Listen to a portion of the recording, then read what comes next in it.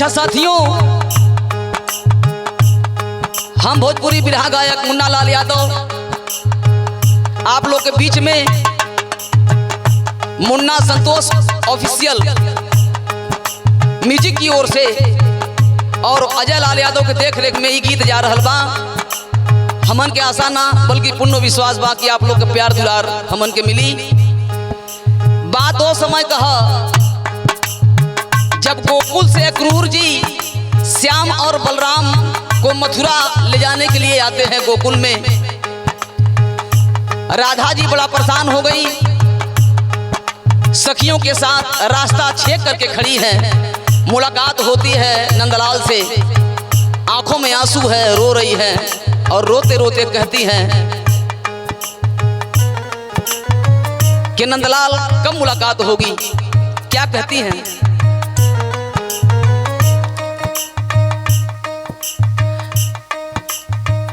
अरे रोवेली राधा रानी,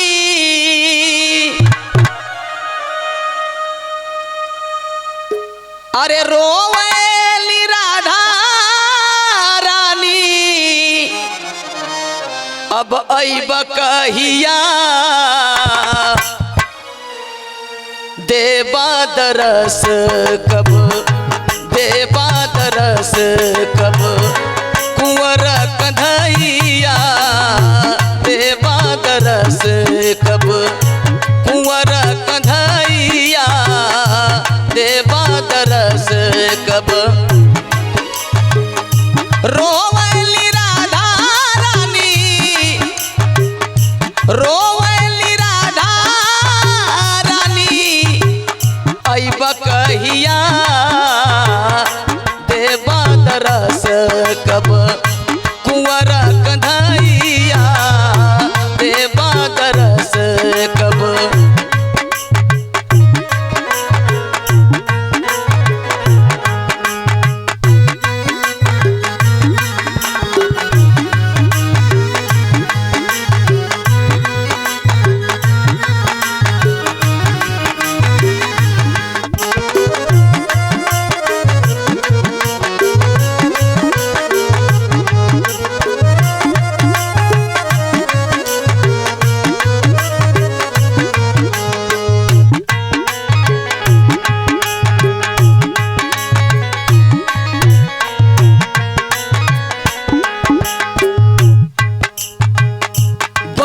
न स्वाति कैसे जी पपिहरावा,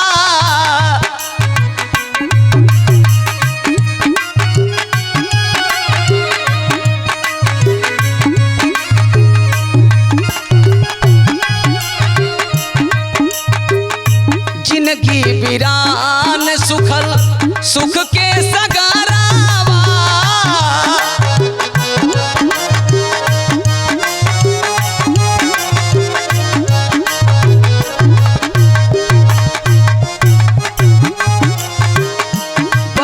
न स्वाति कैसे जी पपिहरावा, जिंदगी वीरान सुखल सुख के सगारावा। जनी जाए श्याम जनी जा,